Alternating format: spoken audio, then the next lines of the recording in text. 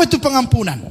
Pengampunan adalah keputusan sadar dan sengaja untuk melepaskan perasaan dendam, kemarahan atau keinginan balas dendam terhadap seseorang yang telah menyakiti, terlepas dari apakah mereka pantas mendapatkannya. Jadi mengampuni itu bukan karena orang yang kita ampuni pantas mendapatkannya, tapi pengampunan adalah keputusan sadar. Katakan amin. Ini bukan tanda kelemahan. Ini adalah tindakan kasih. Sama-sama berkata tindakan kasih. Pemulihan emosi. Pemulihan emosi. Dan kekuatan diri. Iya. Dan pengampunan itu seringkali melibatkan proses. Goyang kiri kanan, proses. Gak mudah mengampuni. Itu butuh proses.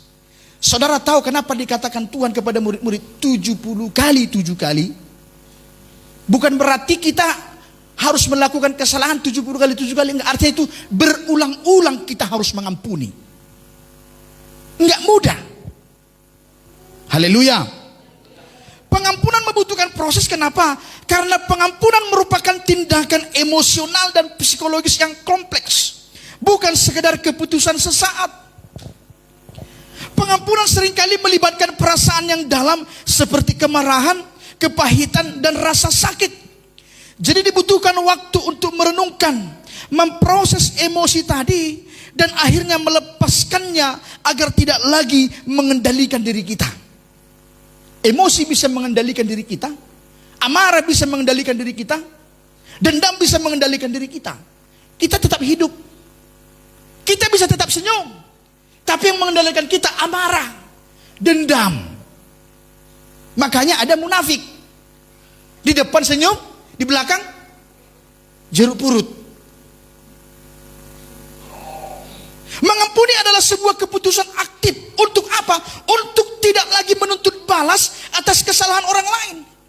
Keputusan ini seringkali harus diulang-ulang, bahkan untuk luka yang sama, hingga emosi benar-benar sejalan dengan keputusan tersebut. Jangan munafik Bapak Ibu. Kalau saudara bilang gak mudah mengampuni, itu manusiawi. Memang betul-betul sakitlah hatimu dibuat. Betul-betul kecewa langkah dibuatnya. Makanya payah mengampuni, susah mengampuni. Tetapi bisa. Katakan amin. Goyang kiri kanan, kita bisa mengampuni. Pengampunan bukan berarti melupakan apa yang terjadi, melainkan melepaskan kekuatan luka tersebut atas diri kita. Ini membutuhkan waktu untuk memulihkan perspektif kita dan mengubah cara pandang kita terhadap pelaku dan masa lalu. Ingatnya kita kesalahannya Pak, bukan dilupakan. Pikiran kita ini bukan komputer yang bisa di-delete. Tetapi pengampunan adalah melepaskan kekuatan luka tersebut atas diri kita. Kita lepaskan. Pengampunan yang sejati membutuhkan ketulusan hati yang seringkali tumbuh melalui perenungan, bukan paksaan instan. Katakan amin. Alkitab menegaskan bahwa pengampunan bukan sekedar melepaskan kesalahan, tetapi tindakan kasih karunia yang membebaskan manusia dari beban dosa, menyembuhkan luka batin, dan memulihkan hubungan yang rusak, baik hubungan dengan Allah maupun dengan sesama. Tuhan memulihkan kehidupan yang hancur melalui pengampunannya. Katakan amin. Ketika Yesus bangkit dari kubur, dia menampakkan diri kepada murid-murid. Betul atau tidak? Ya, Yesus bangkit dari kubur, Yesus menampakkan diri kepada murid-murid, dan ini adalah bentuk nyata dari pengampunan dan pemulihan hubungan. Mengapa? Karena saat Yesus ditangkap dan disalibkan, mayoritas murid-murid melarikan diri karena takut. Kebanyakan murid-murid melarikan diri karena takut. Hanya Petrus yang sempat membuntuti dari jauh. Itu pun pada akhirnya dia menyangkalnya sampai 3 kali. Betul atau tidak? Namun meskipun para murid-murid meninggalkannya, menyangkalnya dan meragukannya saat ditangkap dan disalibkan, Yesus tetap datang menghampiri mereka. Dan kehadiran Yesus bukan untuk menuntut balas, melainkan membawa damai. Apa dikatakan dalam Yohanes 20, 19-21. Yohanes 20, 19-21. Ketika hari sudah malam, pada hari pertama minggu itu berkumpullah murid-murid Yesus di suatu tempat dengan pintu-pintu yang terkunci. Karena mereka takut kepada orang-orang Yahudi. Takutnya mereka.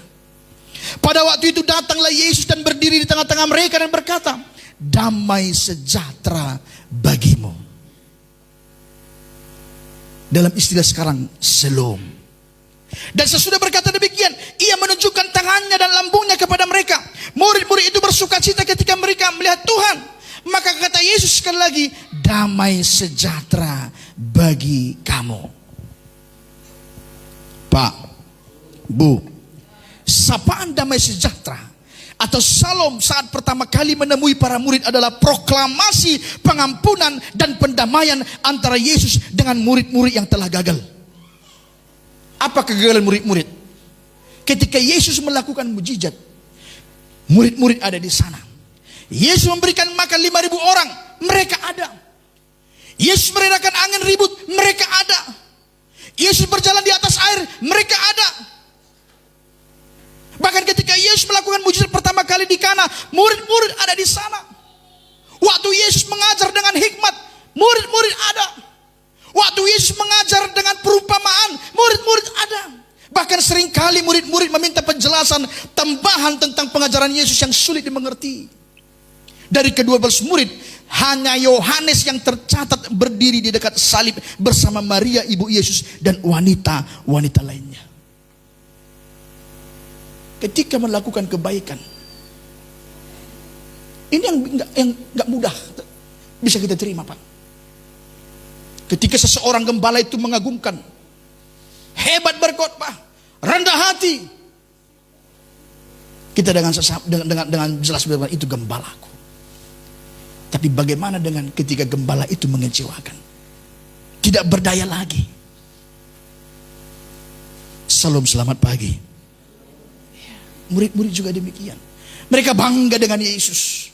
Karena Yesus hebat. Yang mati dibangkitkan. Yang sakit apapun sembuh. Tapi begitu lemah disalib, semua pada ketakutan. Pun Tuhan ampuni. Amin, saudaraku. Mari kita lihat gaya Petrus sebelum Yesus disalib. Apa dikatakan Yohanes 13, 36 sampai 38. Yohanes 13, 36-38. Simon Petrus berkata kepada Yesus, Tuhan, kemanakah engkau pergi? Jawab Yesus, ke tempat aku pergi, engkau tidak dapat mengikuti aku sekarang, tetapi kelak engkau akan mengikuti aku. Kata Petrus kepadanya, Tuhan, mengapa aku tidak dapat mengikuti engkau sekarang? Aku akan memberikan nyawaku bagimu. Oh, keren Petrus ini. Apa jawab Yesus? Nyawamu akan kau berikan bagiku? Hah? Hello? Yang benar. Sesungguhnya aku berkata kepadamu, sebelum ayam berkokok, engkau telah menyangkal aku 3 kali. Itulah Petrus.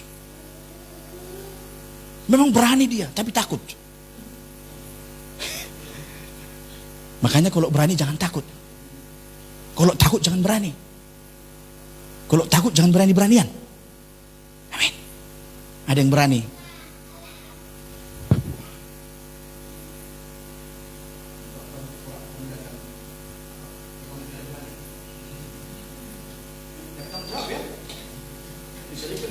Ampun Bapak, aku bertobat. Gitu. Saya belum berani. Tapi beberapa kali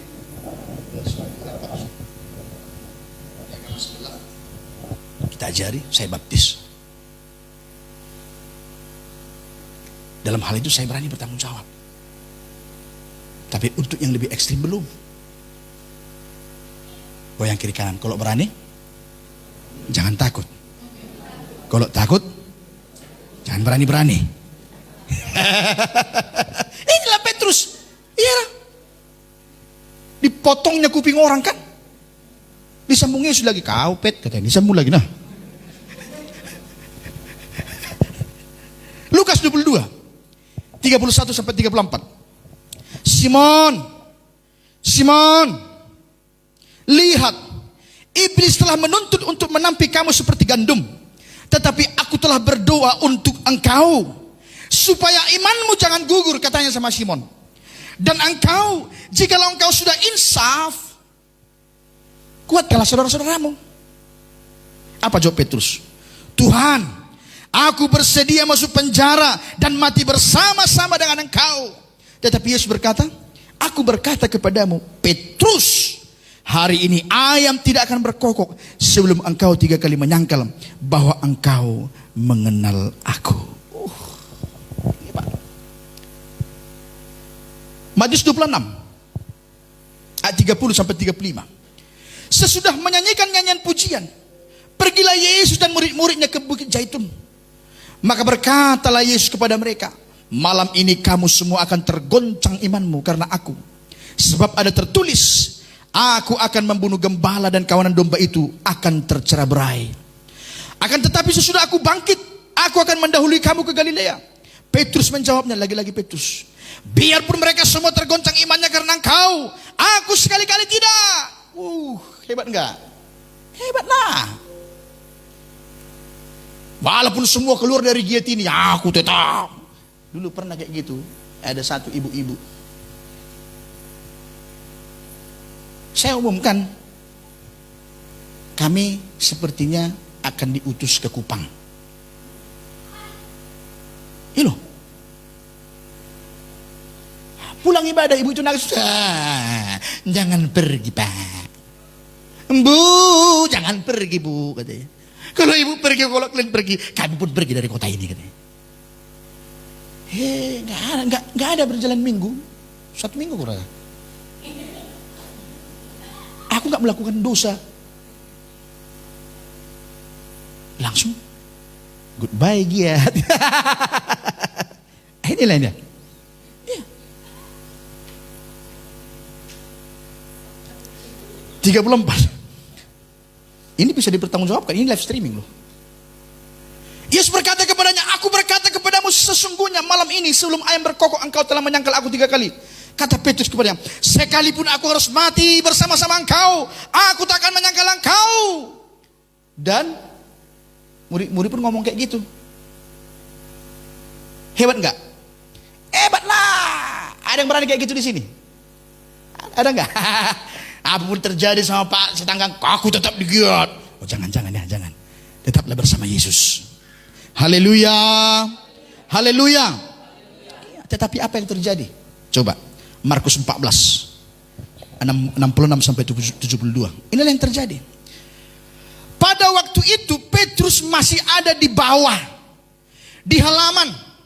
Lalu datanglah seorang hamba perempuan imam besar, perempuan yang datang.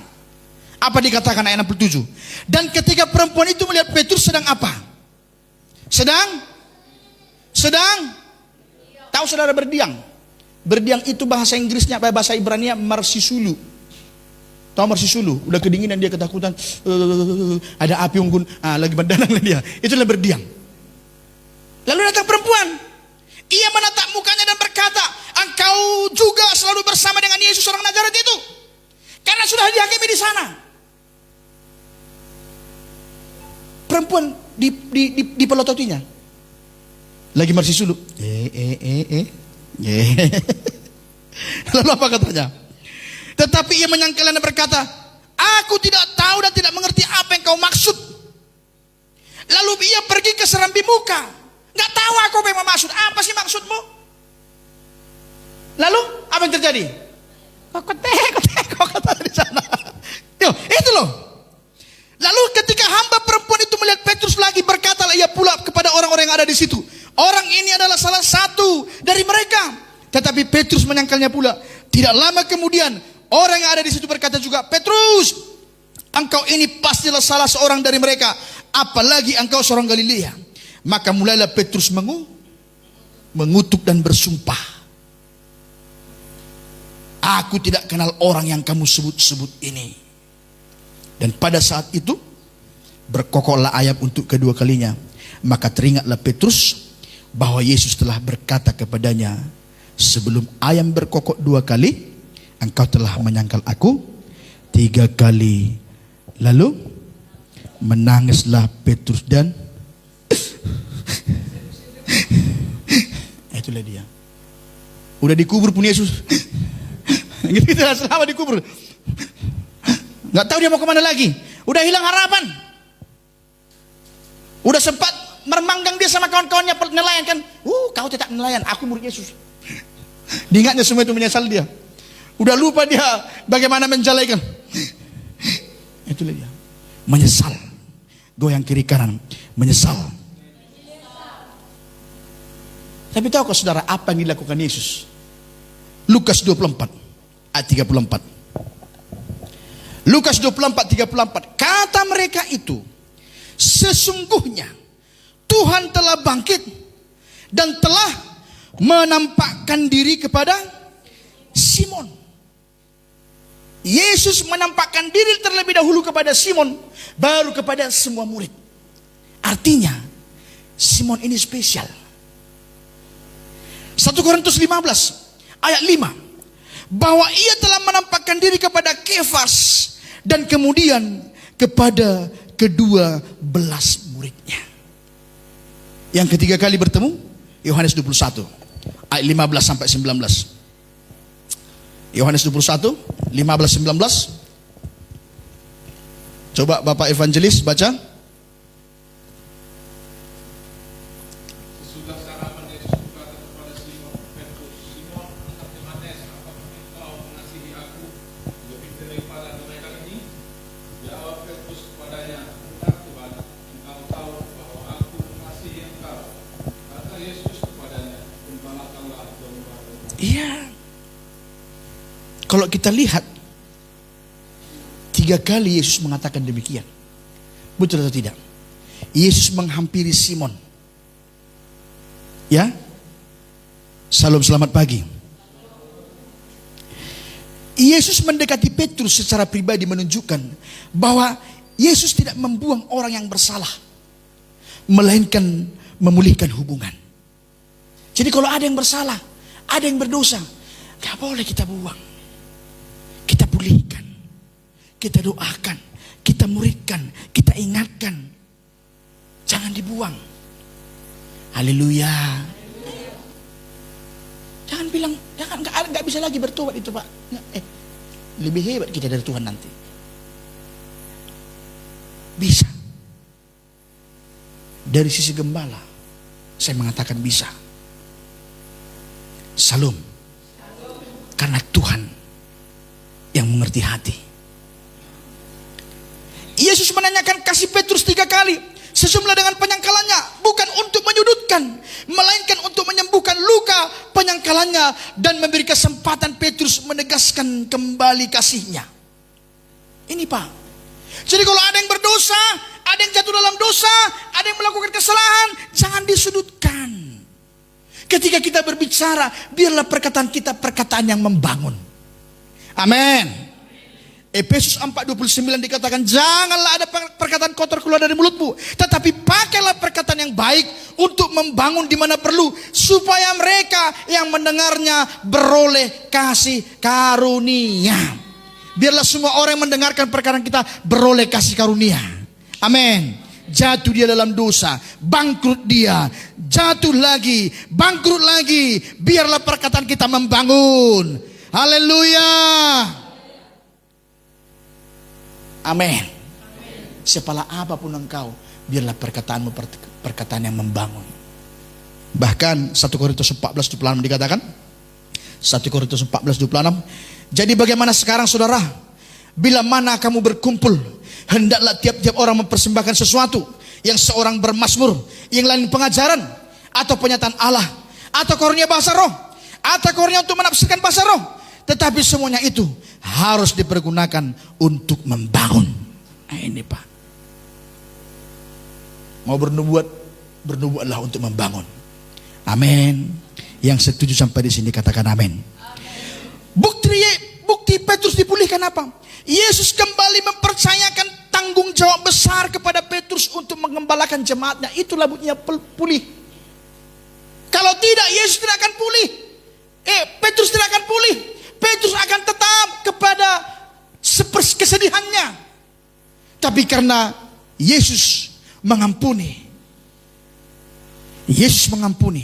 Petrus menjadi pulih. Yang mau dipulihkan katakan amin. Yang mau dipulihkan katakan amin. Mengampuni. Haleluya. Kembali kita ke nas tadi. Kita sudah mau pulang. Dalam Kejadian 33 ayat 1 sampai 4 dikatakan judulnya Yakub berbaik kembali kepada Esau. Ya. Menurut nats ini ada beberapa pelajaran yang bisa kita petik. Coba lihat kemari dan sambil catat dalam loh hati saudara.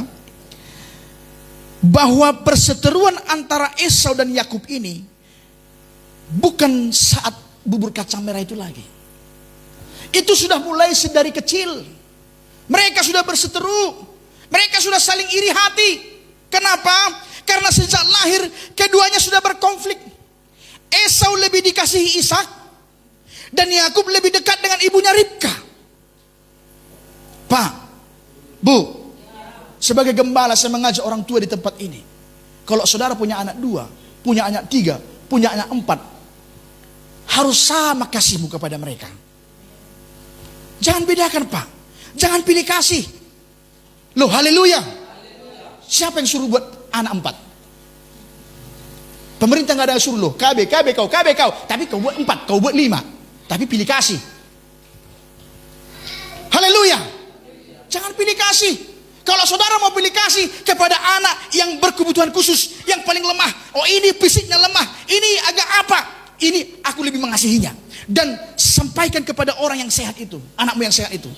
Kenapa bapak, kenapa mama lebih mengasihi? Karena keadaannya begini. Jangan cemburu ya. Ajarkan sejak dini untuk adil. Loh haleluya. Jangan nanti anak saudara 5. Oh ini pintar ini. Kau jadi dokter ya nak ya. Ini kecilnya dia ada, kalau ada mobilan dibongkarnya tapi nggak dipasang. Kau nanti jadi insinyur. Oh ini agak teleng ini. Kau nanti jadi pendeta. Karena yang pintar-pintar dikasih push vitamin segala macam untuk jadi dokter. Yang ini ya udah kau jadi pendeta aja.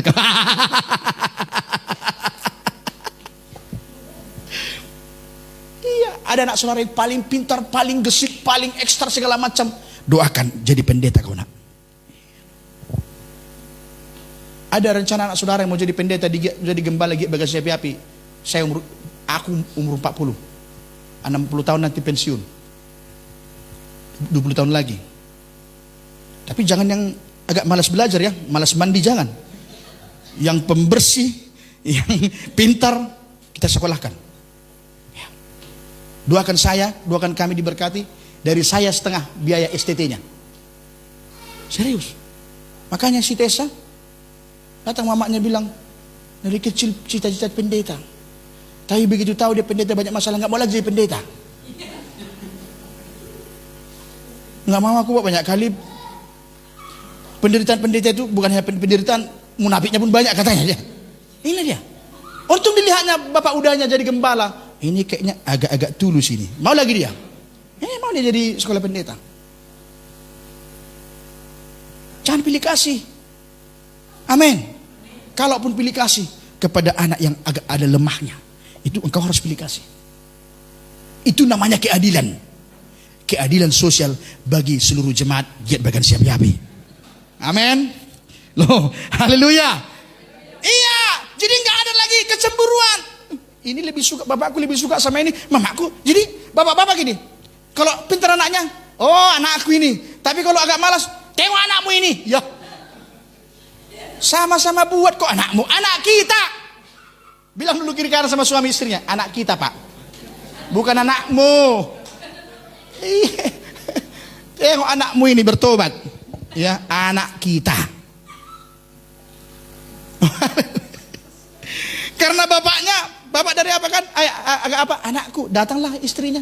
Terpaksalah yang ini anaknya.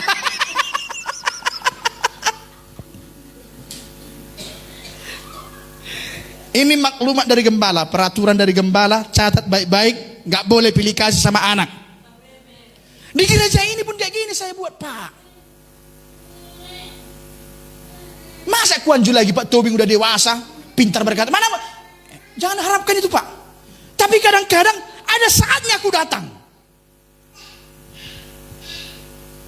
Masa datang aku ke rumah Pak Dedi makan nggak? Nasi. Mungkin nggak. Benar nggak? Nangkap nggak sampai sini? Iya. Beda-beda. Tapi kalau ada yang lebih lemah, perhatikan lebih lemah. Doaku pun lebih ngeri lagi ke situ. Tolong dia Tuhan. Tolong dia Tuhan. Agak-agak menyebalkan. Tolong dia Tuhan. Ibu gembala sudah mulai agak kawajalah. Tolong ibu gembala ini Tuhan.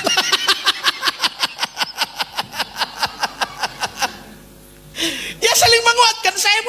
Saya manusia loh, punya pikiran, punya otak. Taunya aku siapa yang noko-nokoi, siapa yang bertaunya. Dari sini tinggi, dari sini loh.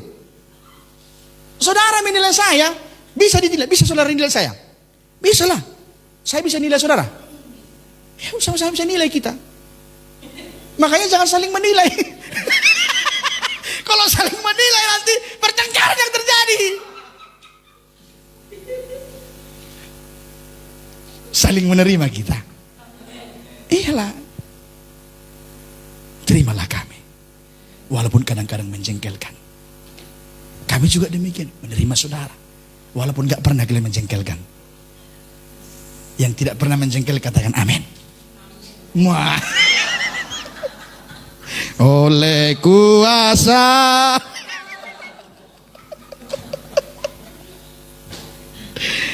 Ya. Jumat semalam udah nangis-nangis kita kan. Ini kita ketawa dulu kita ya. Haleluya. Haleluya. Iya. Yang kedua apa? Penjualan hak kesulungan. Esau karena lapar setelah berburu menjual hak kesulungannya kepada Yakub hanya untuk semangkok sup merah. Ini menunjukkan kurangnya penghargaan Esau terhadap warisannya.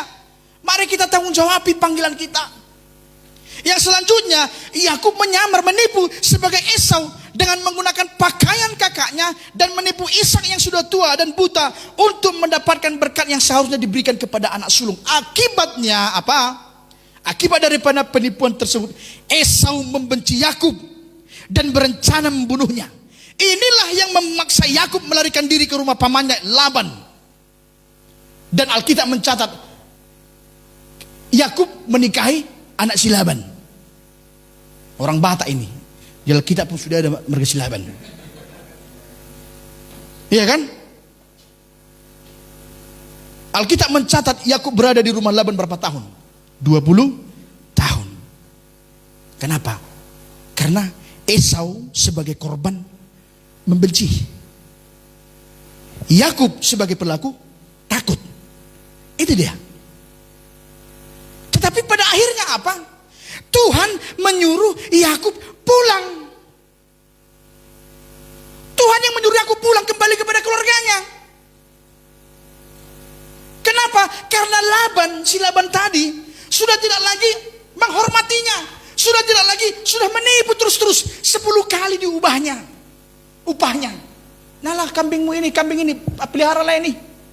Nanti kalau 10 begini, punyamu 5. Nanti kalau 5 punyamu semua. Rupanya 5. Yang berbintik-bintik, kira-kira begitulah kira-kira ceritanya.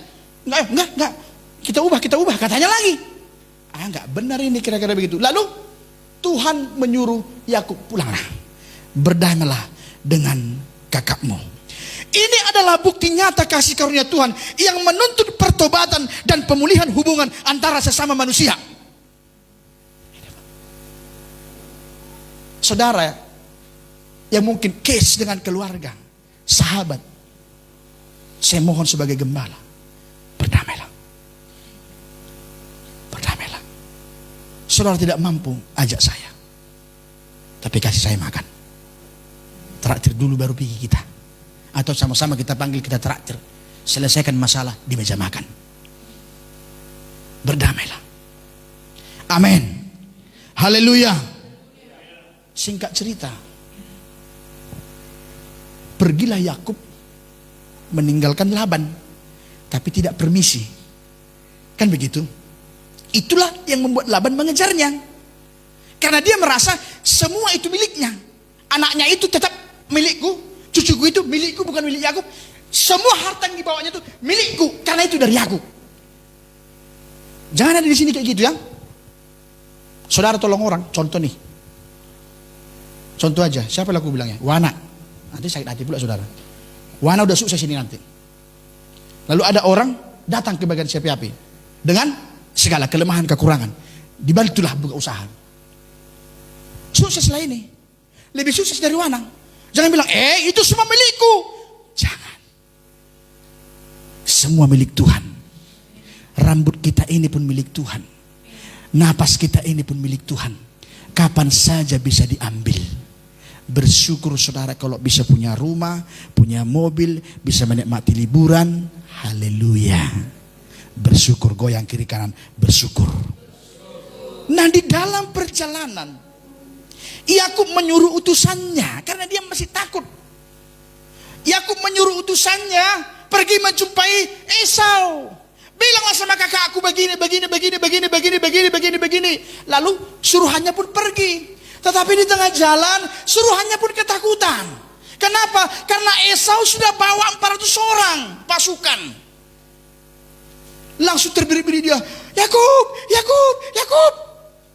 Matilah kau kali ini, matilah kau. Udahlah, enggak sanggup lagi aku. Aku pun lari lah. Kau matilah kau. Udah dibawa Esau 400 orang mau matikan kau katanya. Apa? Coba Kejadian 32. Kejadian 32 ayat 7. Kejadian 32 ayat 7. Coba Pak Tobing baca dulu Pak, tolong Pak. Kejadian 32 ayat 7.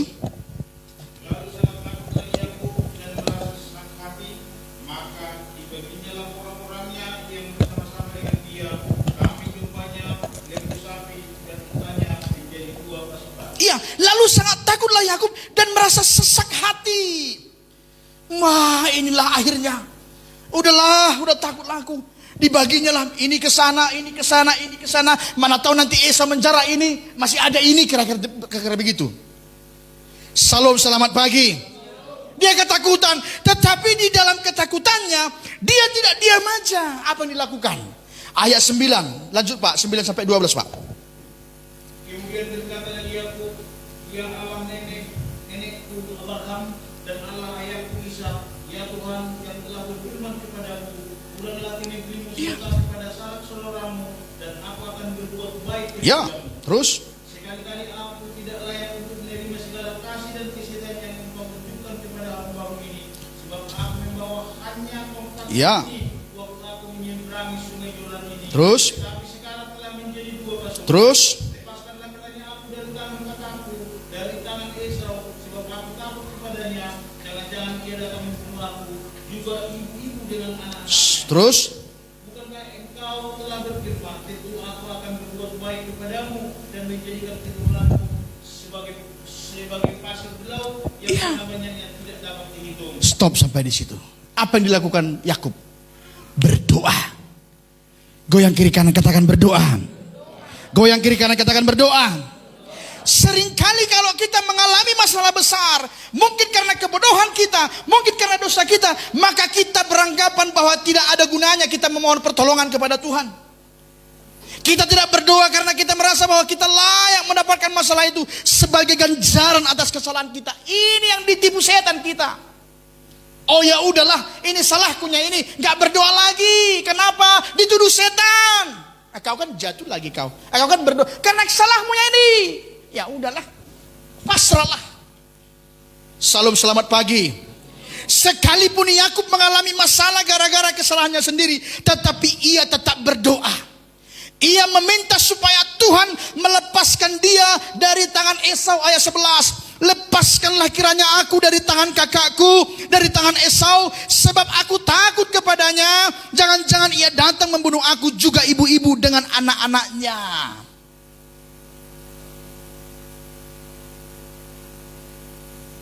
Maka rekonsiliasi ini terjadi karena doa. Siapa yang berdoa? Pelaku. Kalau saudara mau berdamai dengan orang lain, doakan dulu. Haleluya. Bila perlu puasakan. Aku mau berjumpa. Kami dulu begitu. Diajarkan begitu.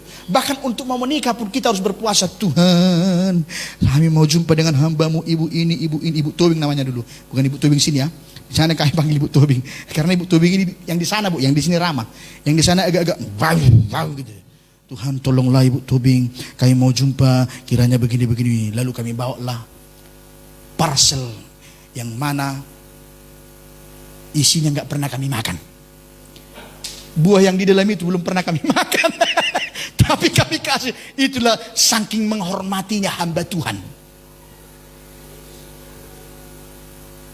Perlu kita begitu Pak. Saya tidak sedang hormati saya, bukan. Tapi kita perlu menghormati hamba Tuhan. Jangankan hamba Tuhan, sesama pun kita harus saling menghormati. Yang setuju sampai di sini katakan amin. Maka berdoa. Ya aku berdoa menjerit sama Tuhan dengan di dalam ketakutannya. Maka apa yang terjadi? Ayat 4. Tetapi Esau berlari, mendapatkan dia, didekapnya dia, dipeluk lehernya, dan diciumnya dia.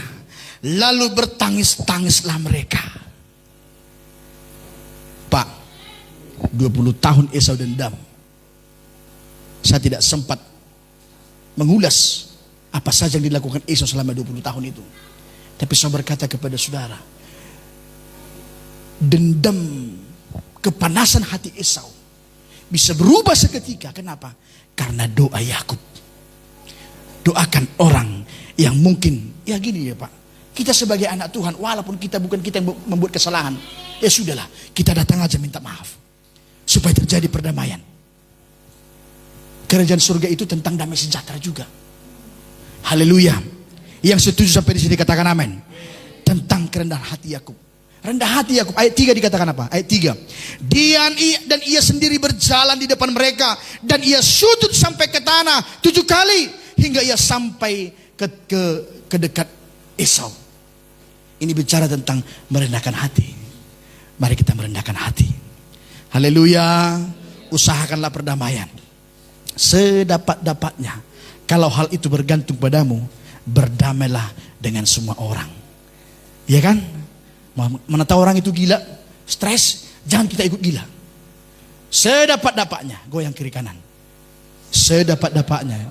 Lagi, sedapat-dapatnya. Ibu gembala sering mengejek saya kayak gitu. Sedapat-dapatnya. Karena ini ayat-ayat sama saya. Sedapat-dapatnya. Terus, kalau saya gak dongkol sama orang, sedapat-dapatnya. Ingat lagi aku, oh iya. Kalau hal itu bergantung padamu, selamatkan dia. Supaya dia nggak dendam sama kamu. Kalau dia mati dalam dendamnya, inna lillahi wa inna ilaihi. Mana masuk neraka?